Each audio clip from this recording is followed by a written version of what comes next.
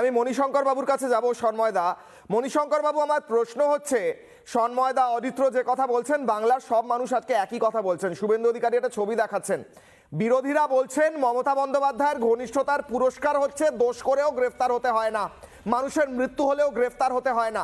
আপনি বলবেন দুর্ঘটনাটা ঘটতেই পারে স্যার, দুর্ঘটনাটা ঘটতেই পারে, কিন্তু অদিত্র যেটা বললো, দুর্ঘটনা ঘটানো হলে, দুর্ঘটনা ঘটানোর পিছনে যা যা ব্যবস্থা প্রয়োজন সেই ব্যবস্থা করে রাখা হলে তাহলে তো দুর্ঘটনা ঘটবেই। সেটাকে কি আদৌ দুর্ঘটনা বলা যায়, না ইচ্ছে করে ঘটানো একটি ঘটনা, তার পেছনে যারা দায়ী তাদেরকে গ্রেফতার করা হবে না, মালিক বলে পার পেয়ে যাবে, মমতা বন্দ্যোপাধ্যায়ের ঘনিষ্ঠ তার সফর সঙ্গী বলে পার পেয়ে যাবে? প্রশ্নের উত্তর দিন। না, যেগুলো অরিত্র বলল, যেগুলো সন্ময়দা বলল, আমি কোনোটাই ডিফার করছি না। একটা হচ্ছে যে ইচ্ছে করে আগুন লাগিয়ে পুড়িয়ে মারিয়ে দেওয়া হয়েছে, সেটা আমি ডিফার করছি। এখন ব্যাপারটা হচ্ছে যে যারা সবাই যেগুলো বলছে, এই যে বাচ্চা মেয়েটির কথা বললো, আগুনে আমরা যাদেরকে দেখছি, যাদের আত্মীয় স্বজনরা মারা গেছে, এগুলো নিয়ে তো মানে ডিফার করার কিছু নেই। তাহলে প্রশ্নগুলো কি আসছে যে এইগুলোর প্রিকশন কী ছিল, ছাড়পত্রগুলো কি দেওয়া উচিত ছিল, রাজ্য সরকারকে থেকে কি কেউ সুবিধা পায়, কাটমানির ব্যাপার আসছে, পুলিশ টাকা খাওয়ার ব্যাপার আছে, এইগুলো কি সত্যি? হ্যাঁ সত্যি। আমি বলছি সত্যিটা শুধু পশ্চিমবঙ্গে নয়, আমি বলছি তার মানে একটা দেখুন, আজকে রাজনীতি তো বিজেপি করছে এটা নিয়ে, আজকে অরিত্র কথা বলছে, যেটা সন্ময়দাও যেটা কথা বলছে, আমিও একসুরে কথা বলছি, কিন্তু প্ল্যাকার্ড নিয়ে যখন যাচ্ছি তখন আমি এক্সপেক্ট করেছিলাম যে এই ধরনের একটা ঘটনা হলে আমি কিছু পলিটিক্যাল মাইলেজ পাবো। ফলে যারা এইটা নিয়ে উড়াচ্ছে, পতাকা নিয়ে বেরিয়েছে বিজেপি, তারা কিন্তু এটা এক্সপেক্ট করেছিল যে এই ধরনের ঘটনা আমরা আরও চাই, তাহলে হয়তো বিজেপি ক্ষমতায় আসবে। প্রশ্ন হচ্ছে যে পার্টি বদলাবেন মানে কোনো একটা দলের পরিবর্তন কি মানুষ চায়, নাকি সিস্টেমের পরিবর্তন চায়?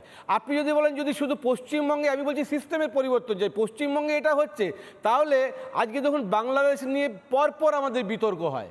বাংলাদেশি যে বিতর্কের মাঝে আমরা দেখছি যে আদানির বিজনেস ওখানে বেড়ে গেছে ইলেকট্রিসিটিতে। তার মানে আমি বলছি মুন্ডা আমি আপনাকে আনইন্টারাপ্টেড বলতে দিলাম স্যার, আমার একটা অ্যাডিশনাল প্রশ্ন আছে, আমাকে প্লিজ করতে দিন।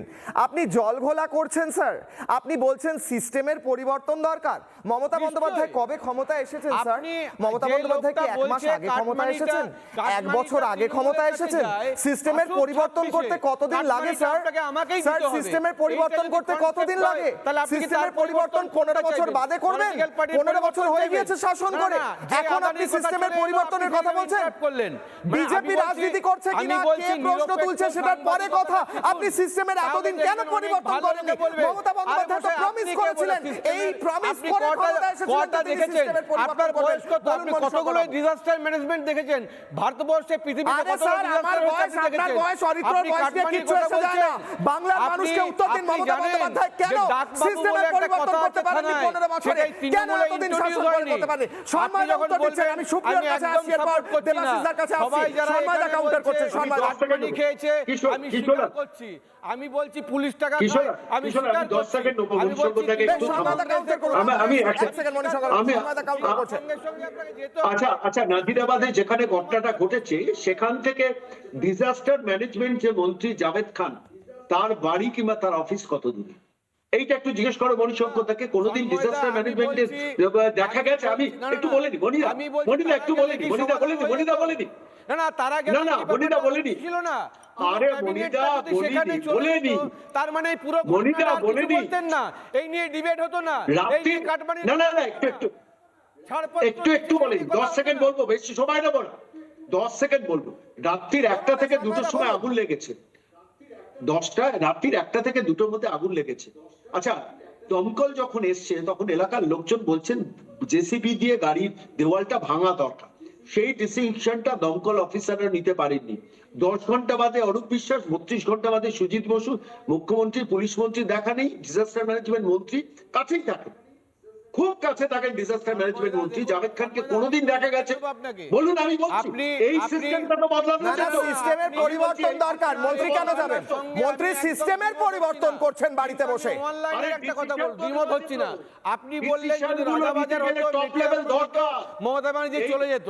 আবার এখানেই ডিবেটে হয়, তখনই আবার দেখি মুসলিম যারা সোসাইটি আছে এখানে ডিবেট হয় যে তিনি মুসলিমদের জন্য জাননি বলেই তো বলতে হচ্ছে, জন্য কিছু কেন জাননি? আবার বলছে রাজা না না মুখ্যমন্ত্রী কেন যাননি? আপনি স্ট্যান্ড আচ্ছা, পয়েন্টে ফাইল একটা চুরি রাখুন। করতে দেখুন আমি ফাইল বলছি চুরি তো, করতে ক ঘন্টা দল লেগেছিল? বদল, আপনি বলুন দল না, ফাইল বদল চুরি করে করতে ক সিস্টেম ঘন্টা একই লেগেছিল? রাখতে চান বলুন নাকি না, বলুন পরিবর্তন না। চান সিস্টেমে? ফাইল যদি চুরির খবর সিস্টেমের পরিবর্তন চান তাহলে আপনি প্রশান্ত শুধুমাত্র আইপ্যাকে BPL এর সমাধান নয়, যে লোকগুলো কাটমানি খায় সেই লোকগুলোই বিজেপি করবে।